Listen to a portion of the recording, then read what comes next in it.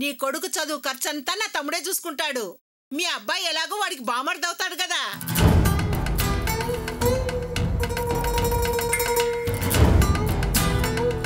ఇకపోతే నీ రెండో కూతురి పెళ్లి విషయం గురించి నువ్వు ఆలోచించాల్సిన అవసరమే ఉండదు.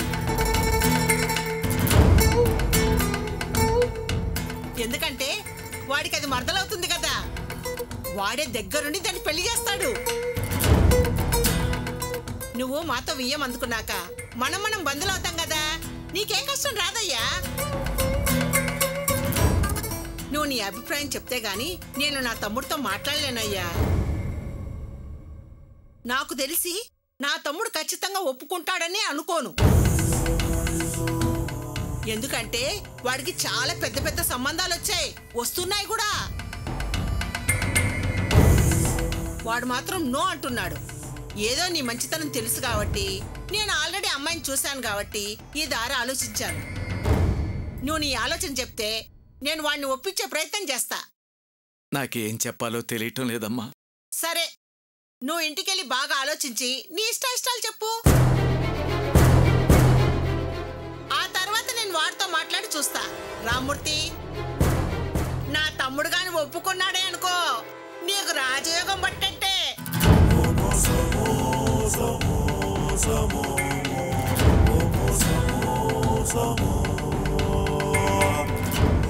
మరి నేను వెళ్ళొస్తానమ్మా. మంచిది. చక్కగా ఆలోచించి మంచి నిర్ణయం తీసుకో. సరేనమ్మా, వస్తానమ్మా. వస్తానయ్యా. మంచిది.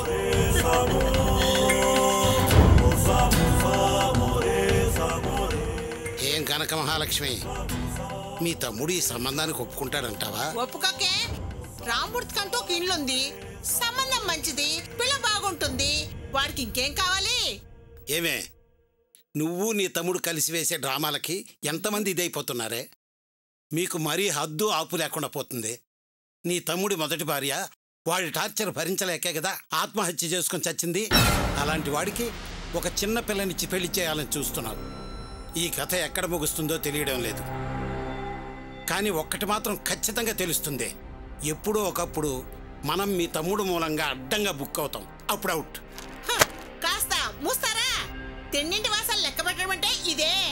వాడింట్లోనే ఉంటూ వాడి గురించి అలా అనొచ్చా? మనం వేరే ఉందాం రావే అని అంటూనే ఉన్నా, కానీ నువ్వే రావటం లేదు. అంటావయ్యా, అంటావు. ఎందుకనో ఈ వయసులో బయటికెళ్ళి 4 రూపాయలు సంపాదిస్తే తెలుస్తుంది. ఆహా, అచ్చేది కాదు. నెత్తి నుండి అరికాల దాకా సోకులు మాత్రం కావాలి. నీ ఒక్కడికే నెలకు 5 పెద్ద ఫోటో డబ్బాలు కావాలి. నీ సంగతి తెలుసు కూడా ఏదో బావ కదా అని ఇంట్లో పెట్టుకుంటే వాడికే వంకలు పెడుతున్నావా? నాకేమో ఏసి అలవాటైపోయింది, పని మర్చిపోయాను. నేను బయట ఉండలేను, బయటికి రాను. చూడండి, వాడు అప్పు వసూలు చేసే పనిలో ఉండండి. వేరే ఆలోచనలు పెట్టుకోకండి. వేరే ఉంటాడంటే వేరే. వయసు పెరిగింది కానీ బుద్ధి పెరగలేదు.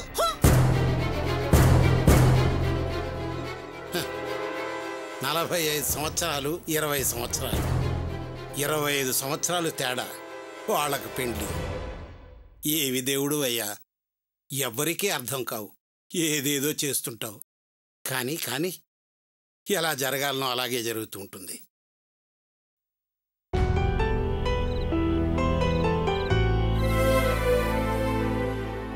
వాళ్ళు బాగానే చెప్పారు, దానికి మీరేం సమాధానం చెప్పారు? నిన్నడకుండా ఏం చెప్తాను, నీతో మాట్లాడి చెబుదామని ఆగాను. ఇందులో నన్ను అడిగితే ఉందండి, సరే అని చెప్పేసి రావాల్సింది. గొప్ప సంబంధం, కోటీశ్వర్ల సంబంధం. ఆలోచిస్తూ ఆలస్యం చేస్తే ఎవరైనా ఎగరేసిపోవచ్చు. వెళ్ళండి, వెళ్ళి సరే మీరన్న ప్రకారమే జరిపిస్తామని చెప్పేసి రండి. అరే ఏమిటండి మీరంతలా ఆలోచిస్తున్నారు? దాని పెళ్లి గురించి కూడా ఆలోచించాలా? ఎలా వదులుతుందా అని ఆలోచించాలి గాని వదిలిపోతుంటే ఆలోచన దేనికి చెప్పండి? దానివల్ల ఈ కుటుంబానికి అవమానాలు దక్కే గాని లాభం ఏమైనా ఉందా? దరిద్రపు దానికి మంచి ఛాన్సే దక్కింది.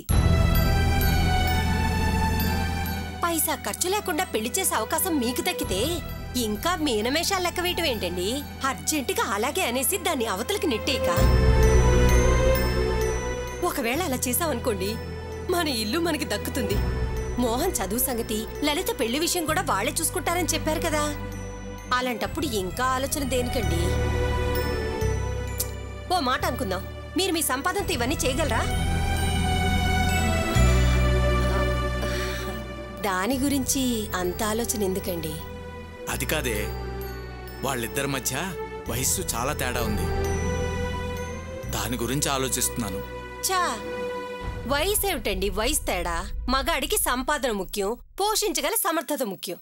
అదే పురుష లక్షణం. చూడండి, మీ దగ్గర డబ్బుండుంటే వాళ్ళ అమ్మ లేచిపోయి ఉండేదా? అది డబ్బు ముఖ్యం అనుకుంది, నేను ప్రేమ ముఖ్యం అనుకున్నాను. అందరూ అలాగే ఉంటారా చెప్పండి? వయసు పెద్ద సమస్య కాదండి. ఏమిటి ఈడు జోడు చూసి పెళ్లి చేయాలనే కొత్త ఆలోచన? దాని మీద ప్రేమేమైనా పుట్టుకొస్తుందా ఏమిటి? ఈ రోజుల్లో అన్ని సక్రమంగా ఉన్న అమ్మాయిల పెళ్లిళ్ళు జరగడమే గొప్ప. నింద నెత్తినెత్తుకుని తిరిగే దాని మెళ్ళో ఎవడు తాళి కడతాడండి?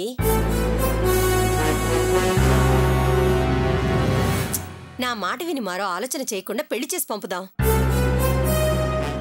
ఈ దెబ్బతో మన దరిద్రము వదులుతుంది, 4 డబ్బులు కూడా మనకు కనబడతాయి.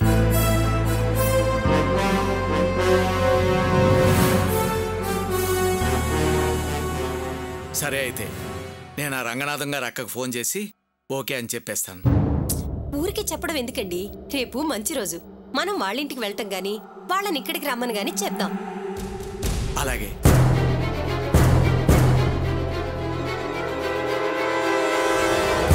మళ్ళీ ఏమిటండి ఆలోచన? అమ్మాయి ఏమన్నా అంటుందేమోనని. ఏమిటండి ముసలావిడ? ఆవిడ గురించి మీరు ఆలోచించేది? అయినా ఈవిడ గాని చేసుకోవడానికి మైసూరు మహారాజ్ కుమారుడేమైనా దిగొస్తాడని అనుకుంటున్నారా? ఆవిడికేం పని పట్టలేదు, తిని కూర్చోలేక ఏదో ఒకటి వాగుతూ ఉంటుంది. ఆవిడ మాటలు పట్టించుకోవాల్సిన అవసరం ఏం లేదు. ఏమండి, ఆవిడ శ్రావణి బయటికెళ్లారు. వాళ్ళు తిరిగి వచ్చిన తర్వాత వాళ్ళు వీళ్ళు పెళ్లి కొడుకు పలానా అని చెప్పకుండా నేను చెప్పినట్టు చేయండి. మిగతా విషయాలు తర్వాత చూసుకుందాం. ఏమంటారు? అలాగే.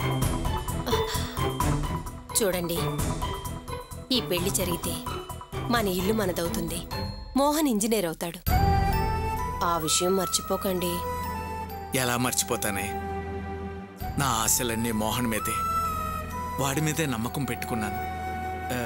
మన భవిష్యత్ అంతా వాడి చేతుల్లోనే కదా ఉంది, ఎలా మర్చిపోతాను?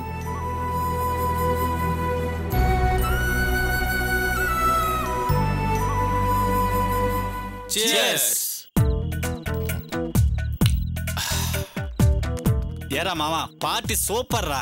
ఈ మోహన్ స్టైలే అదిరా, ఏది చేసినా గ్రాండ్ గా ఉంటది. ఇంకొన్ని రోజులు ఆగండి రా, 5 స్టార్ హోటల్లో ఇస్తా మీకు పార్టీ. అరే మావా, మన ఫ్రెండ్స్ అందరు ఇచ్చిన పార్టీల్లో ఇదేరా సూపర్ పార్టీ మావా. నిన్నెలా పోవడాలో తెలియడం లేదురా, ఫుల్ హ్యాపీ మావా. సరే గాని మావా, ఇంజనీరింగ్ అప్లికేషన్ తీసుకున్నావా? ఇదేరా అప్లికేషన్ సెలబ్రేషన్. ఏంటి నువ్వనేది? అవునరా, ఆ అప్లికేషన్ డబ్బులతోనే మీకు ఈ పార్టీ ఇస్తున్నా. మరి మీ నాన్న అడిగితే ఏం చేస్తావురా? ఒరే, ఇంజనీరింగ్ చేయాలనే ఆలోచన ఉన్నవాడిని మా నాన్నని ఎలా మేనేజ్ చేయాలో నాకు తెలీదా? అప్లికేషన్ చూపించమని అడగరా? అడుగుతాడ్రా, దానికి మన దగ్గర ప్లాన్ ఉంది.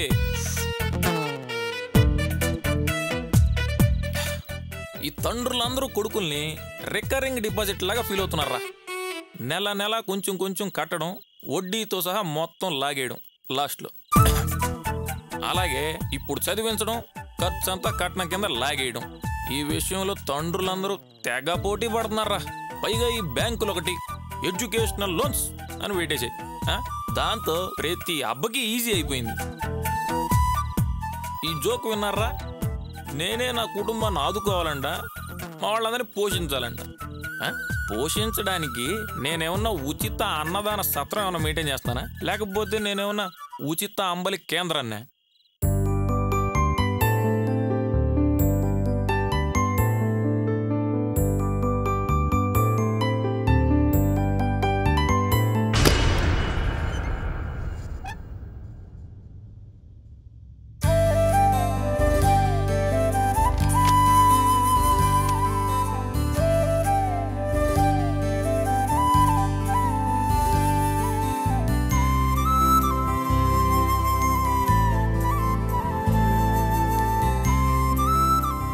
రారా, వచ్చి కూర్చో. పర్వాలేదమ్మా. నువ్వు నిన్న చెప్పిన దాని గురించి బాగా ఆలోచించాను. దీన్ని పై చదువులు చదివించాలని నువ్వన్నది న్యాయమైన కోరికే.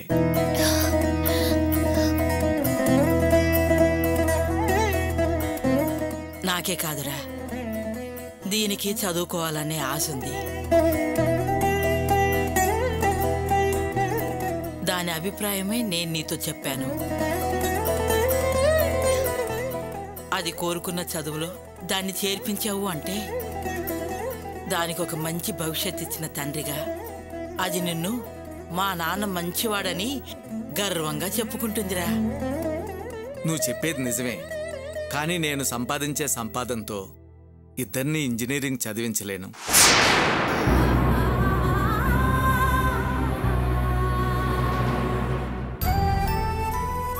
నా ఉద్యోగానికి ఇంక్రిమెంటు, బోనస్సు, పెన్షన్ అలాంటివి ఏమీ లేవు. ఎప్పుడూ ఒకే సంపాదన. పైగా ఆరోగ్యం సరిగ్గా ఉన్నంతసేపే ఆ పని కూడా. కాస్త నలతగా కనిపిస్తే చెడిపోయిన మిషన్లా పక్కకు నెడతారు, అంతే.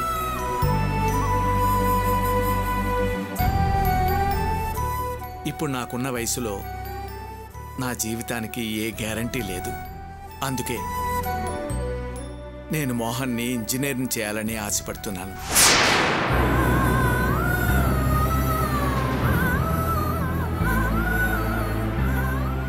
ఏ దీన్ని చదివిస్తే కుటుంబాన్ని చూడదా?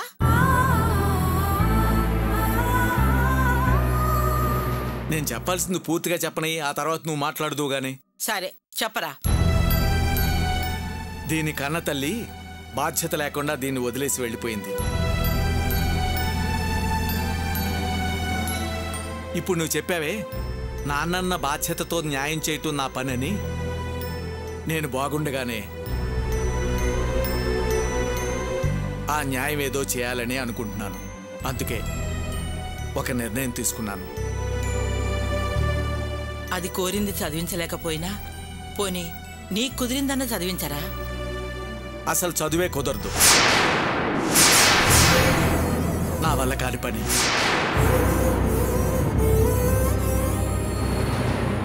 అందుకే దీనికి పెళ్లి చేయాలని నిర్ణయించుకున్నాను.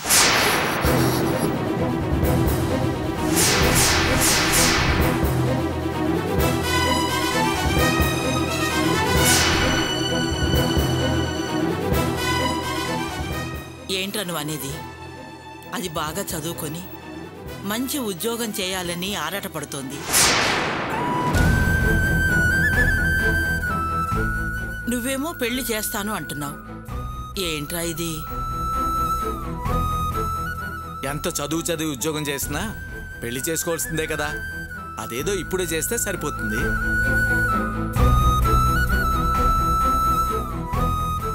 ఆడపిల్లకి ఎంత చదువు చెప్పించినా అత్తవారింటికి వెళ్లేదే కదా. పెళ్లి చేసి పంపిస్తే మనకే కదా గౌరవం.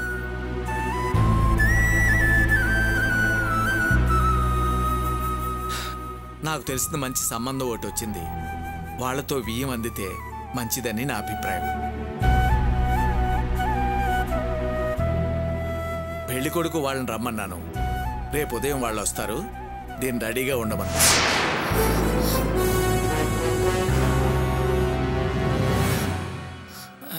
ఇంతకీ పెళ్లి కొడుకు ఎవర్రా?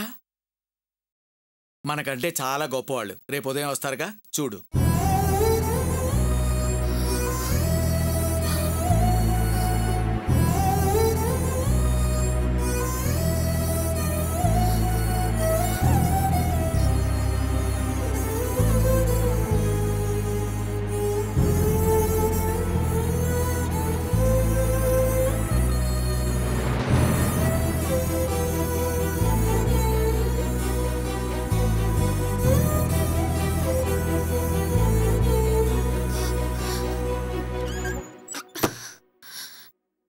నానమ్మా, ఏంటిది?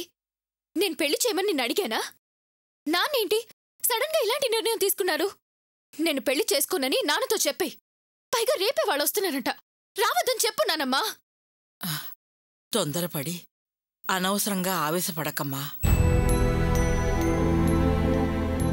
అసలు వాడిలా మాట్లాడి వెళ్ళడమే ఆశ్చర్యంగా ఉంది. ఈ 20 సంవత్సరాల్లో నేనెన్నడూ ఇలా చూడలేదు. మొట్టమొదటిసారి నీ పెళ్లి విషయం గురించి వాడు ఆలోచించాడు. ఒక విధంగా ఆనందంగా ఉంది. ఇలా ఆలోచిస్తాడని, నీ గురించి మాట్లాడతాడని నేను ఏ రోజు ఊహించలేదమ్మా. నేను నిన్న అన్న ఒక్క మాట వాడి మనసును మార్చేసింది. వాడికి అసలు నీ మీద ప్రేమ లేదని కాదు, ఇప్పుడు ఉంది అని అర్థమైంది.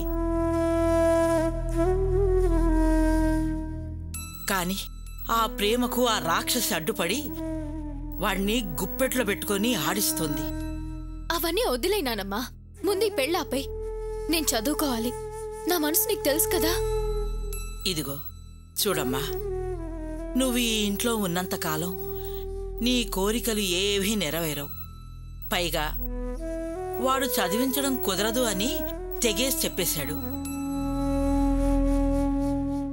అలాంటప్పుడు దాన్నే పట్టుకుని వేళ్లాడే బదులు ముందు ఏం జరిగితే బావుంటుందో ఆలోచించమ్మా. ఒకవేళ నిన్ను పెళ్లి చేసుకోబోయేవాడు మంచివాడైతే, నీ మనసు అర్థం చేసుకునేవాడైతే అక్కడికి వెళ్ళాక కూడా చదువుకోవచ్చు కదమ్మా. ఎంతమంది అమ్మాయిలు 8వ క్లాస్లోనే పెళ్లి చేసుకుని వెళ్ళి అత్తవారింట్లో డిగ్రీలు పూర్తి చేసి ఉద్యోగాలు చేస్తున్నారో నాకు తెలుసు. అలాంటి అవకాశం నీకు రావచ్చు కదే. కన్న తండ్రి నన్ను అర్థం చేసుకోలేదు. కొత్తగా నన్ను చేసుకోబోయేవాడు ఎలా అర్థం చేసుకుంటాడు? చదువుకునే అవకాశం ఎలా ఇస్తాడు? అలా అనొద్దమ్మా. నీ జీవితంలో మొదటిసారి విన్న శుభవార్త ఇది. మంచే జరుగుతుందేమో, దాన్నెందుకు ఆపాలని ప్రయత్నిస్తావు? ఇక్కడ నిన్నెవరూ అర్థం చేసుకోవడం లేదు. అలా అని వచ్చే అతను కూడా అలాంటి వాడే అని ఎందుకు అనుకుంటున్నావు? నిన్ను ప్రేమించే మనిషే దొరికితే నీ మనసు తెలుసుకుంటాడు, నీకు సహాయం చేస్తాడు. నువ్వు చూడ చక్కని పిల్లవమ్మా. నిన్ను అర్థం చేసుకునేవాడే నీకు దొరుకుతాడని నేను నమ్ముతున్నాను. చూడు శ్రావణి, నువ్వు ఎక్కువగా ఆలోచించి బుర్ర పాడు చేసుకోకు. దేవుడు మంచిదారే చూపిస్తాడని ఆశపడదాం.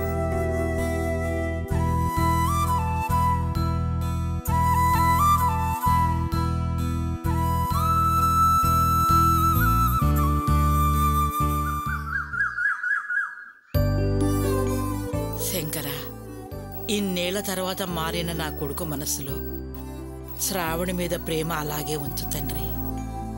నా మనవరాలి జీవితం చక్కగా ఉండేలా చూడు స్వామి.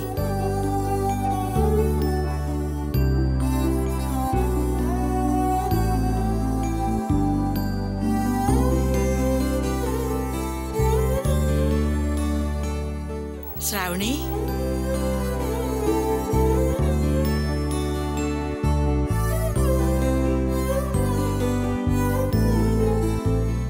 ఏంటమ్మా ఇంకా చీర కట్టుకోకుండా అలాగే చూస్తున్నావు? నాకీ పెళ్లి ఇష్టం లేదని చెప్పానుగా నానమ్మా. ఏంటమ్మా మళ్ళీ మొదటికొచ్చావు?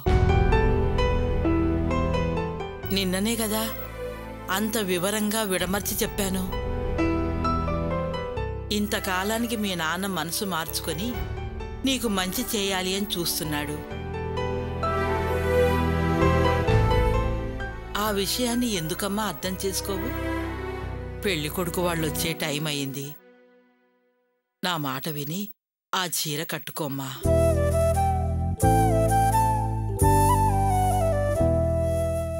అసలు ఆ పెళ్లి కొడుకు ఎలా ఉంటాడో అని రాత్రంతా నిద్రపోలేదంటే నమ్ము. చీర కట్టుకోమ్మా. అమ్మా, తెల్లవారుజామున నాకు కల వచ్చింది. అందులో నిన్ను చేసుకోబోయే అబ్బాయి చాలా చక్కగా అందంగా ఉన్నాడు.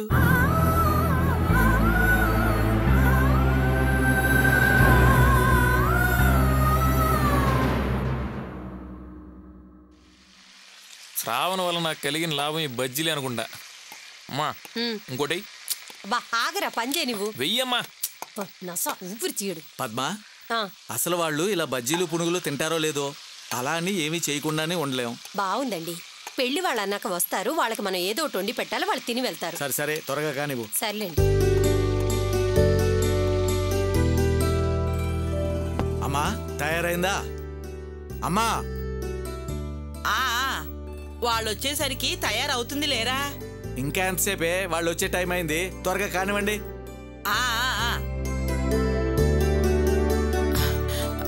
అలాగంటే ఎలాగమ్మా? నా మాట విని ఇదిగో ఈ చీర కట్టుకోమ్మా.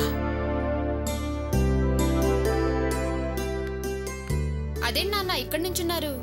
చెప్పులు ఇక్కడ ఎడవకు, లోపలికి వెళ్ళి ఏ మూలనా పెట్టుకో. ఏంటి నాన్న ఎప్పుడు ఇక్కడే కదా వదిలేది? చెప్పింది చెయ్యి, వెళ్ళు. సరే.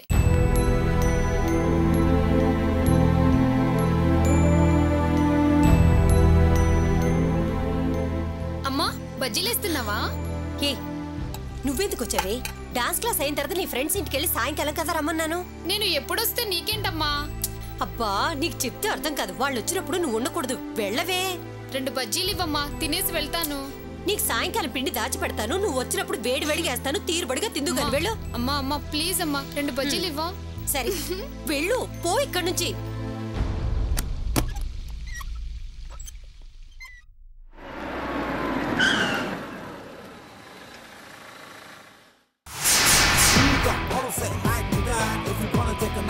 Right back. Yo, is it a rock and shock and Bloody Mary? Wanna say money pay, give me something great. Set up a split, is it the mighty? Ever gonna say back and say, tell me someone, shake your body.